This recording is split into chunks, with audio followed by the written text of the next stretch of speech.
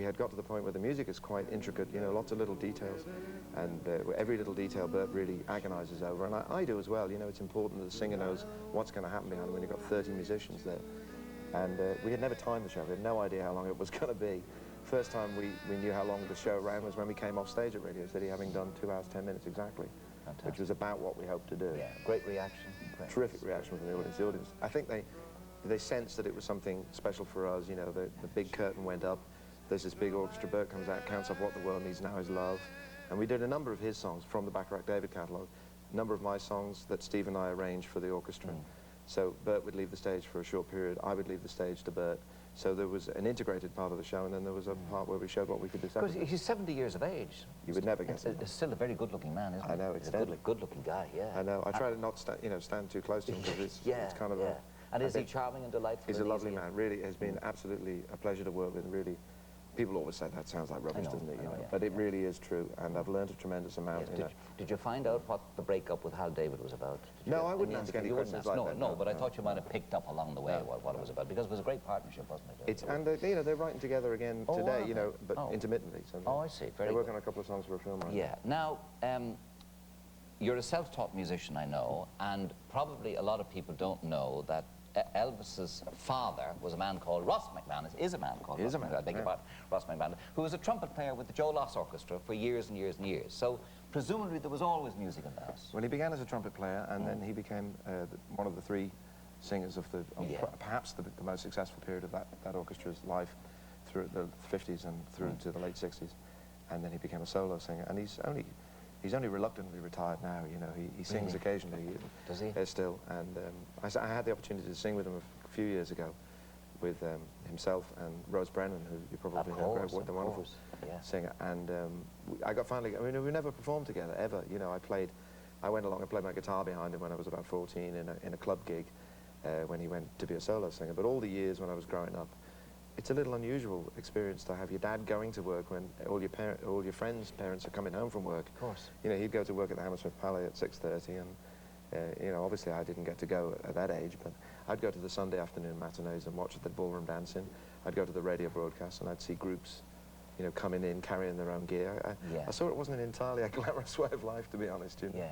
Yeah, but there was music in the house all the time. Absolutely, you were singing constantly, and making lots of, you know, I mean, I've discovered recently that my dad was actually on the bill with Bert. Many years ago, he was on the Royal Command Performance, the famous one that the Beatles were on. And Bert was MD for Marlene Dietrich at that time. So, you know, that's yet another part of the strange kind of coincidence. And were you met Joe Loss, of course. Oh, many times. You know very well. And were you around when Joe Loss discovered Eamon Andrews in the Theatre Royal? Well, I mean, I'd be pretty young then, but I mean, the only time I ever met Eamon was on Joe's This Is Your Life. That's right. And, you know, I was one of the guests, because it was like, you may not remember this little boy, but he used to sit up in the balcony with a bottle of pop and a bag of crisps, and here he is today with pink hair to scare everybody. You know? Great, well done. Well, he did pick up Eamon in the Theatre Royal. He never had pink hair, actually, I have to say. Well, pink eyes, sometimes, pink eyes. Probably. He picked up Eamon in the Theatre Royal on Double or Nothing, a quiz, and then Joe Loss took him over to England, and that was the start of Eamon. I didn't know that. All of that, yeah. Well, your father will remember that very well indeed. So he sings now and then, and why doesn't he sing with you, or why don't you sing with him now and then? Well, we sing different kinds of music. You know, he's a better singer than me. I wouldn't let him on the stage with me, and he's better looking. So, no, you know, no, it's just, he's played trumpet on a few things that I've done. Yeah. We did a thing for the film that the Pogues were in, and we made a piece together for that. He played on a record of mine a few years back and played trumpet. And it's just, we've sung, you know, we sing around that. We sing in the house. We sing in the family. Yes. Now, your wife is Kathleen, who was ex-bass player with the Pogues. Why do you live in Dublin? Why do you choose to live in Dublin? I just love it here. I mean, it's a great place. People know where you are when they need you, and they leave you alone when they don't need you, you know, and that's not the case in some of the other parts of the world that you live in. You know? In other words, you're not bugged by fans and so on. Oh, you know, people are very nice. People mostly come up and say, they're usually paying you a compliment or something, or saying something that you did, and it's the people that take the time to come up are usually telling you about something a little bit off the beaten track, maybe not the most obvious thing that you ever did, you know, not the most celebrated thing you ever did. It might be a particular song. The people that take the time to come up are usually saying something quite personal. Yes. Like, and do you have a room that you go into in the house and do your little doodly-diddly? And that's one of the reasons. When I lived in London, that was the problem, living in a flat.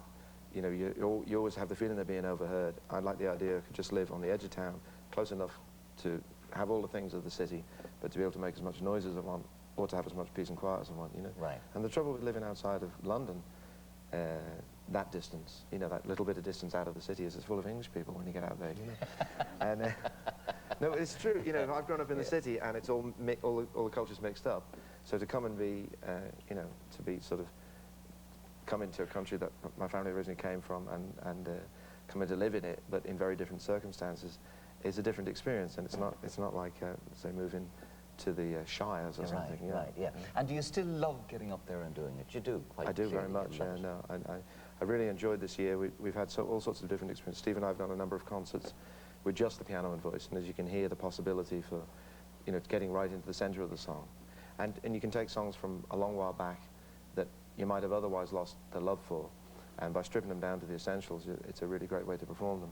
And we've had invitations to play all over the world this year, and I've made this record with Burt Bacharach, which has been very involved, and involves the use of an entire orchestra. And as you say, Philip made a film to capture it, and to give people a look at it, and obviously the hope is we'll come back in the spring and do some concerts. You know, some concerts. That's your intention, yeah. I know Burt would like to play here, and he had a great time when he played here in the National Concert Hall a couple of years ago. When did he do about that? 18 months ago. Really, yes.